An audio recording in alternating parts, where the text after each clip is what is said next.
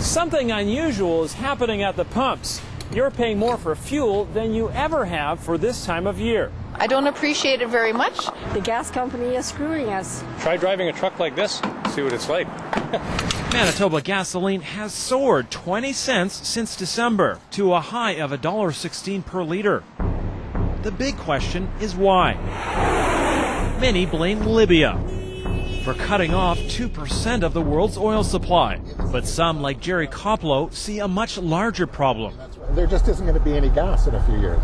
Koplow is part of a growing movement of people worried about peak oil. The idea that world oil supplies can no longer keep rising. It might be, 5 years or it might be 25 years, but eventually it's just going to stop. And if we haven't made alternate plans, we're going to be out of luck. Peak oil is inevitable because oil supplies are always depleting. And the new oil discoveries out there are getting ever more costly to pump. The world's never going to run out of oil in some geological sense. What we are running out of is the oil that we can afford to burn. That could be a gigantic problem because everything from goods to groceries comes to us on petroleum energy. Well, if there's no fuel, there's no trucks. How is that stuff going to get here? It's just not going to get here. People fear peak oil could spark everything from a coming economic headache to societal ruin.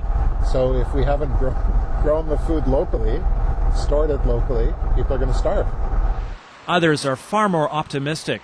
Murray Nuns is an oil executive. I've seen what I thought would have been 3 or 4 peaks. Nunn says new drilling technology like what his company Penn West is using in southwest Manitoba is pushing peak oil decades away. I think it does drive us to a point sometime over the next 20, 30 years where some difficulties arise. But I think what you'll see is a rather gradual shift rather than a crisis point.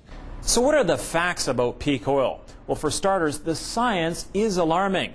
A landmark global study by the International Energy Agency shows that the vast majority of today's oil fields are past their peak and depleting rapidly at 5% a year.